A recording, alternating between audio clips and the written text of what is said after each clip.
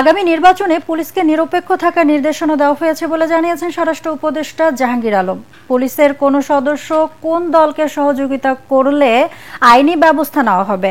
বিচার বহির্ভূত প্রতিটি হত্যাকাণ্ডে তদন্ত করছে সরকার। পাশের দেশে পালিয়ে যাওয়া পুলিশের কর্মকর্তাদের দেশে আনার উদ্যোগ চলছে বলেও জানান তিনি। সচিবালয়ে এসব কথা বলেন স্বরাষ্ট্র উপদেষ্টা। নির্বাচনের সময় সেনাবাহিনীর ম্যাজিস্ট্রেসি ক্ষমতা থাকবে বলেও জানান তিনি। শিগগিরই পুলিশ কমিশন গঠন করা হবে। এই কমিশনের ক্ষমতা কি হবে গঠনের পর জানা যাবে। সামাজিক যোগাযোগ মাধ্যমে উস্কানিমূলক বক্তব্য প্রতিহত করতে হবে বলেও জানান স্বরাষ্ট্র উপদেষ্টা। 2014, 2018 এবং 2024 নির্বাচনে যারা ছিল তাদের আমরা ম্যাক্সিমাম চেঞ্জ করার চেষ্টা করব। কিন্তু হলো কি আমাদেরও একটা লিমিটেশন আছে, আমরা তো সবাইরে তো পারবো না।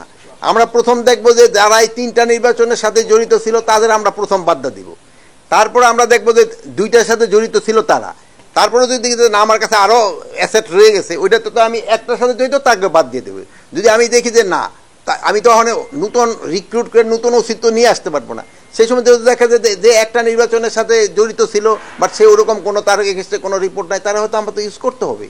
আমার দেখেন তো নতুন কোনো কিছু নেই। আমি তো বলতে পারবো না ভাই এই আসো আমি আজকে ওসি নিয়োগ দেবো 100 চলে আসো, এই তো আমি তো পারবো না।